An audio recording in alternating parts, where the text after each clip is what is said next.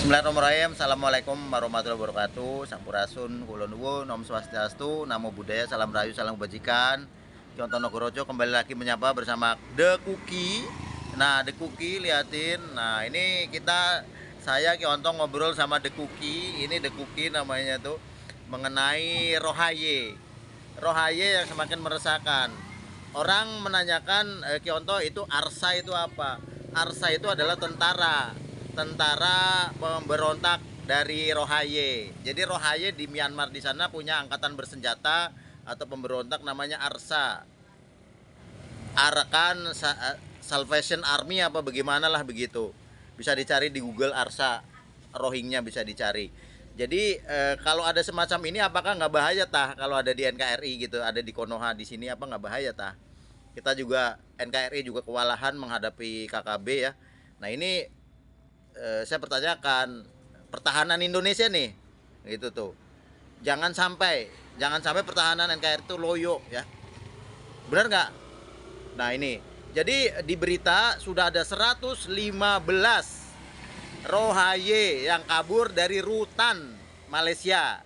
Rutan itu rumah tahanan cing ya tuh. Ini Kuki. Rutan itu tuh kan ngobrol. Rutan itu rumah tahanan. 115 Rohaye kabur, bayangin aja. 115 dan satunya liwat karena ditabrak. Jadi liwat. Apa nggak bahaya tah? Karena sifat mereka udah jelas, sifat mereka ada di Myanmar itu karena memberontak. Itu sejarahnya seperti itu. Dan memang udah sifat, kalau udah sifat susah, Bos. Sumpah, kalau sifat susah, lebih baik batu. Batu sebesar gajah juga dibikin batu akik bisa, tapi sifat manusia susah, Bos. Bener gak, Cing?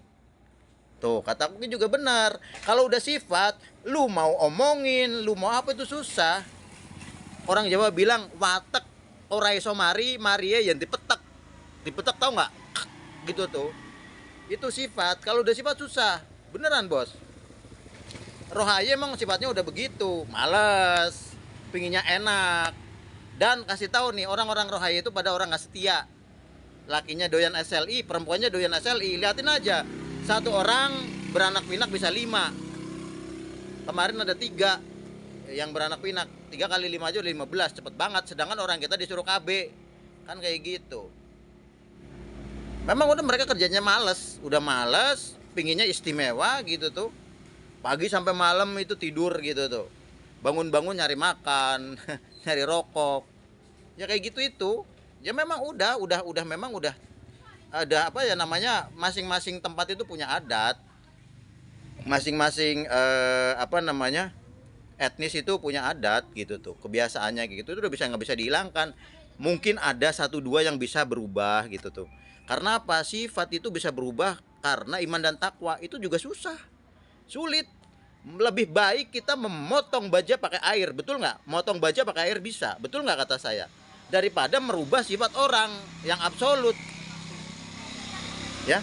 Apalagi orang ini digunakan oleh kepentingan. Jadi TPPO, tindak pidana perdagangan orang atau human trafficking. Ada caloknya begitu loh, yang sebut mereka middleman. Middle kan artinya tengah. Middleman, orang tengah, penengah itu calo atau maklar atau broker. Nah, mereka kalau bilang mereka ada middleman itu orang tengah, perantara gitu tuh, penengah. Nah itulah, udah mereka memang sifatnya seperti itu.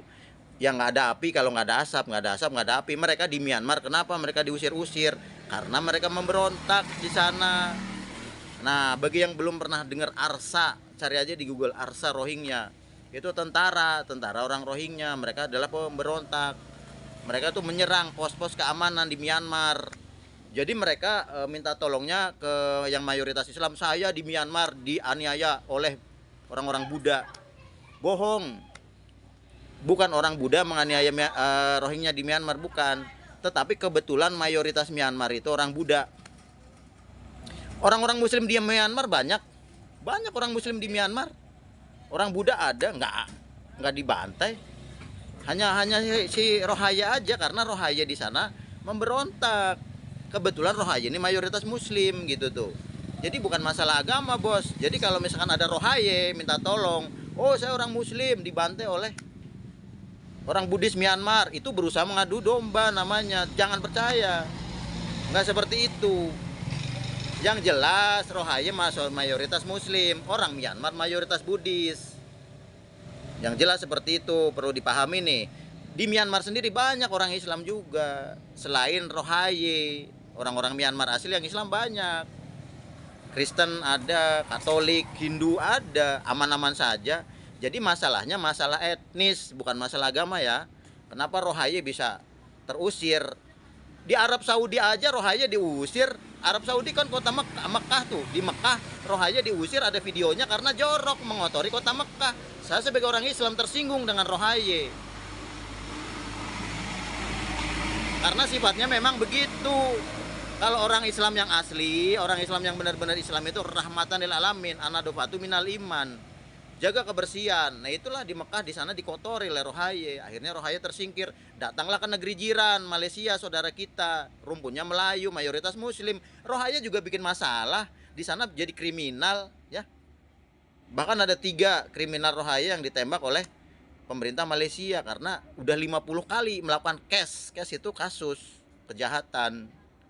Nah ini 115 Rohayé ada di rumah tahanan Malaysia, kabur. Malaysia mayoritas Muslim, Indonesia mayoritas Muslim, agama lain ada. Di Arab Saudi negara lain juga agama lain juga ada. Di Mekah sampai bisa diusir, di Malaysia diusir, di Indonesia juga bermasalah juga. Bukan masalah, kalau di Myanmar bukan masalah agama, bukan.